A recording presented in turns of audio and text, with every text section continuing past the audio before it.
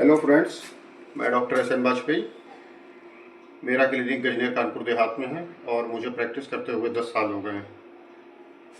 और आज मैं आपको करंट वेदर जो कि सर्दी चल रही है, इसमें मैं जो अपने यूपी और आसपास के क्षेत्रों में काफ़ी सर्दी पड़ रही है, तो उससे बचाव के लिए मैं आपको कुछ बताना चाहता हूँ, कुछ टिप्स देना चाहता हूँ जो कि मैंने बड़े बच्चों और बुजुर्ग जो आपके घर में हैं उनको ठंड से कैसे बचाएं, इसलिए मैंने ये वीडियो बनाया है। तो मैं आपको स्टार्टिंग करना चाहूँगा।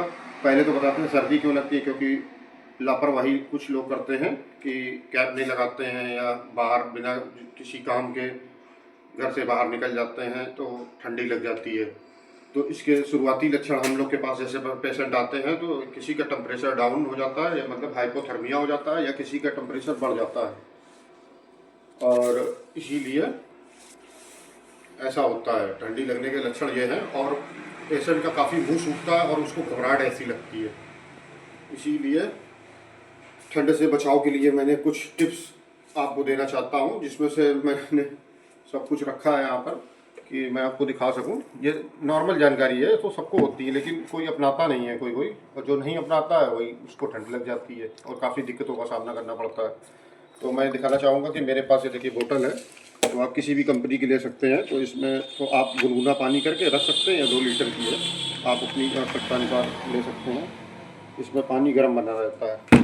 और बच्चों हों या बड़े हों सब लोग कैप लगाइए और ग्लव्स भी पहनना ज़रूरी है अगर घर के बाहर जा रहे हैं। और बच्चे हैं तो घर में भी उनको बोलें कि इसलिए प्रेरित करें कि वो ग्लव्स भी लगाएं, उनको किसी तरह समझाएं कि कैप और ग्लव्स पहन के रहना है, जूते पहनना है और मोजे पहनना है। रात में मोजे खोल दीजिए बच्चों के, जब सोने के टाइम रात में जब रजाई के अंदर सोते हैं तो ग्लव्स खोल देने चाहिए।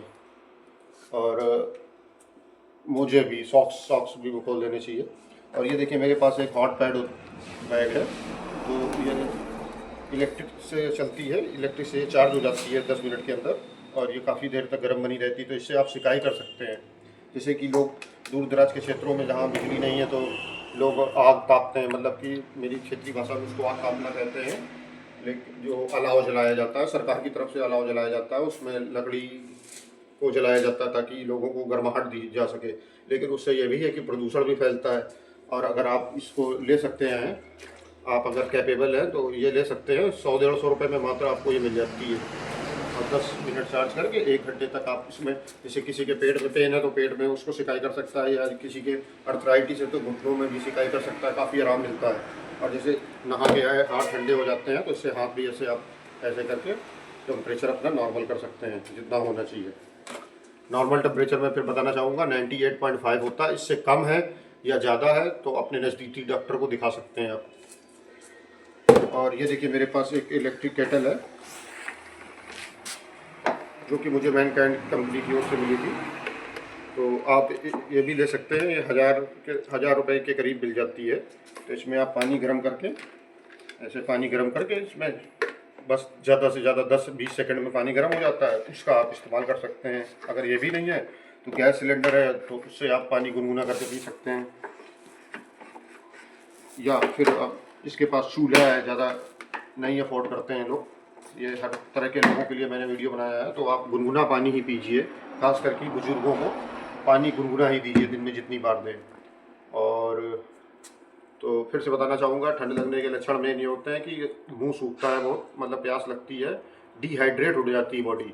क्योंकि लापरवाही ये होती है कि जैसे पानी नॉर्मल रख दिया मैंने भर के, तो ये थोड़ी देर में ही, इतना टेम्परेचर डाउन है अपने क्षेत्र में, ये थोड़ी देर में ही ठंडा हो जाता है। और जैसे ये पीते हैं तुरंत सर्दी जुकाम के लक्षण आने लगते हैं। इसलिए लोग पानी भी कम पीते हैं और इसलिए शरीर में पानी की कमी हो जाती है, जिससे और भी काफ़ी दिक्कतें आपको हो सकती हैं। तो मुझे उम्मीद है कि मैंने आपको इस बारे में, इस टॉपिक के बारे में सब कुछ बता दिया है। तो अपना ख्याल रखें और अपने बच्चों का ख्याल रखें।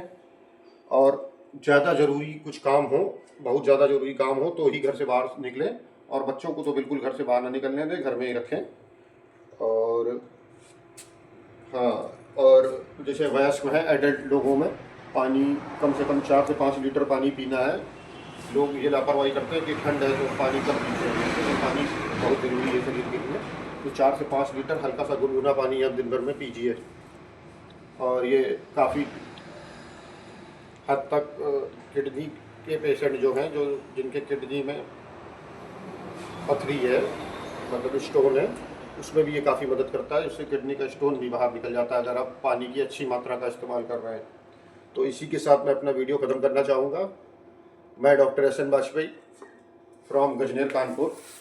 धन्यवाद दोस्तों।